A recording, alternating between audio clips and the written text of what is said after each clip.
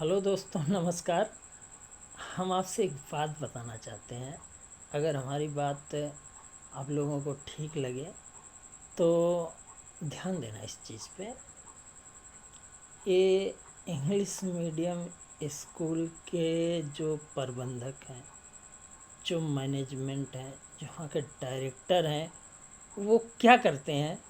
भैया स्कूल में पंखा लगा देंगे, इन्वेटर लगा देंगे, फर्नीचर फर्स्ट क्लास बना देंगे। लेकिन सोचना, लेकिन क्या करेंगे? एक बार, वन टाइम, एक बार वो फर्नीचर बना देंगे, एक बार वो पंखा लगा देंगे, एक बार वो इन्वेटर लगा देंगे।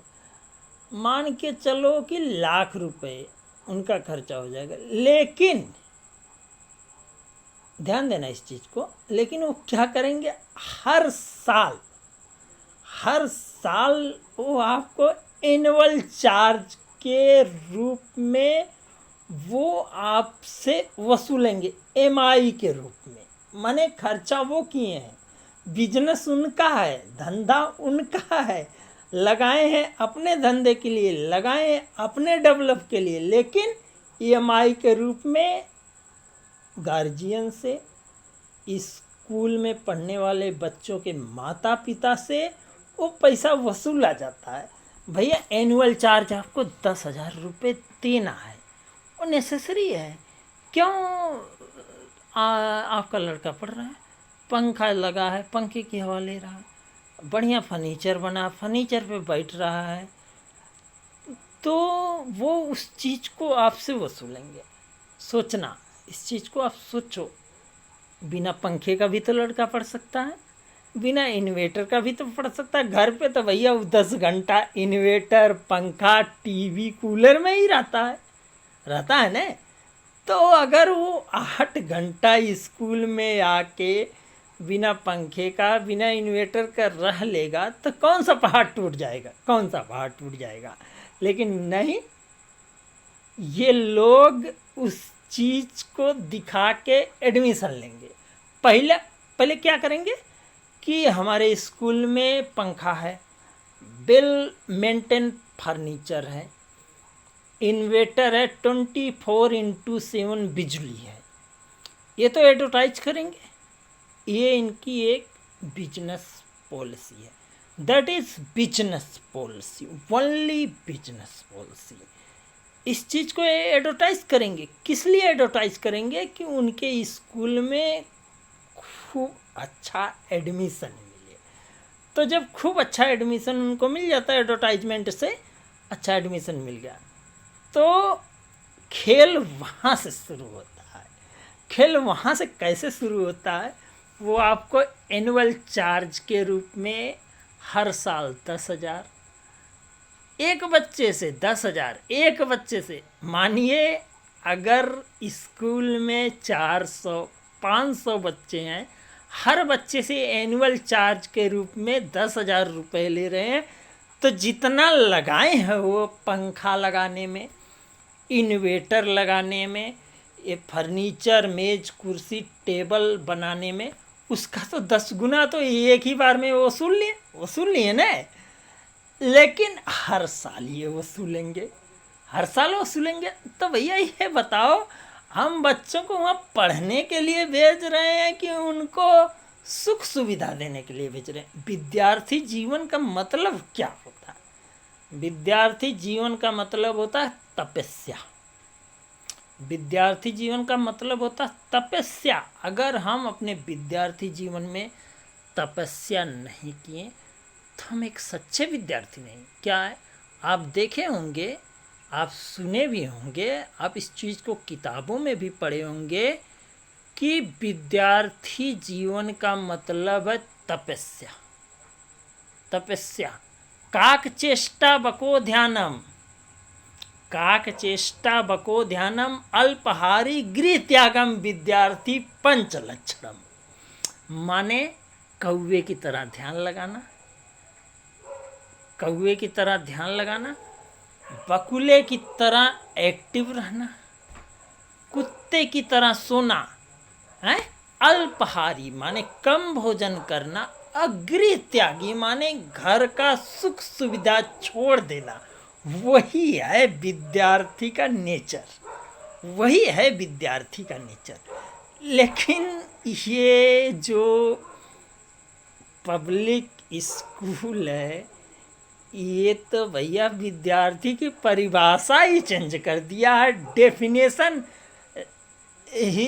ये जो पब्लिक स्कूल वाले क्या कर दिए हैं, he change fully change the definition of the student. माने पूरी तरह से विद्यार्थी की परिभाषा बदल दिए हैं। ये क्या कि भैया सुख सुविधा लो, अच्छे ब्रेंच पे बैठो, अच्छे फर्नीचर पे बैठो, अच्छा फुल एयर कंडीशन क्लास है, फुल भैया वो चल रहा प्रोजेक्टर। अरे बिना प्रोजेक्टर के भी तो पढ़ाई कर सकते हो, बिना पंखे की भी तो पढ़ाई कर सकते हो भैया। जब तपस्या है, विद्यार्थी जीवन एक तपस्या है, तो हम तपस्या कर रहे हैं तो हमें पंखे की क्या ज़रूरत है, हमें वो प्रोजेक्टर की क्या ज़रूरत है, हमें वो वेल मेंटेन फर्नीचर की क्या ज़रूरत है, जिसके लिए हमारे घर वालों से हर साल 10,000 रुपये चार्ज किया जाता है। अगर हम हर साल, मान लो सपोज दैट आप अगर 5 साल इंग्लिश मीडियम स्कूल में पढ़े तो आपसे एनुअल चार्ज के रूप में एक साल में 10,000 रुपये वसूला जाता, तो 5 साल में 50,000 रुपये वसूला जाएगा, एकदम वसूला जाएगा, फुल एंड फाइनल गारंटी है वसूला जाएगा। तो एक चीज़ ध्यान देना, जो गार्जियन कहते हैं लड़का को तो हाई स्कूल तक, इंटर तक पढ़ा देंगे, जैसे उसको बीएड करने की नौबत आएगी, बीटेक करने की नौबत आएगी, या नीट की परीक्षा देने की नौबत आएगी, तो यही गार्जियन क्या कहेंगे, भैया अब तो हमारे पास पैसा नहीं, हम तो गरीब है। अरे गरीब तुम नहीं हो, गरीब तो तुम अपने बेसमझी से बने हो। वहाँ क्या ज़रूरत थी तुम्हें 10 माने अगर इंटर तक पढ़ा दिए तो मान के चलो हाई स्कूल तक पढ़ा दिए, सपोज दैट आप हाई स्कूल तक पढ़ा दिए, तो हर साल आप 10,000 रुपये एनुअल चार्ज दे रहे हो, तो 10 साल का मतलब 1,00,000 रुपये आप एनुअल चार्ज वहाँ फ्री में दिए हो ने, फोकट में दिए हो ने, पैसा पानी में फेंके हो ने। अगर आप वही पैसा बचाए होते तो आज बच्चे को 1,00,000 रुपये की फीस आप दे के बीएड करा देते, बीटेक करा देते, नीट की परीक्षा की तैयारी करा देते, तो लड़का आपका सक्सेस होता ने। लेकिन नहीं, हमें तो झूठी शान बनानी है, झूठी शान बनाएंगे। लड़का हमारा पब्लिक स्कूल में पढ़ रहा है, हर साल एनुअल चार्ज के रूप में 10,000 रुपये देंगे, लेकिन जब लड़के को असली पैसे की ज़रूरत होती है तब तो वहाँ आप लोग क्या कहोगे, हम तो गरीब हैं, हम कहाँ से दें। अरे गरीब नहीं हो, आप लोग बेवकूफ़ी किए हो।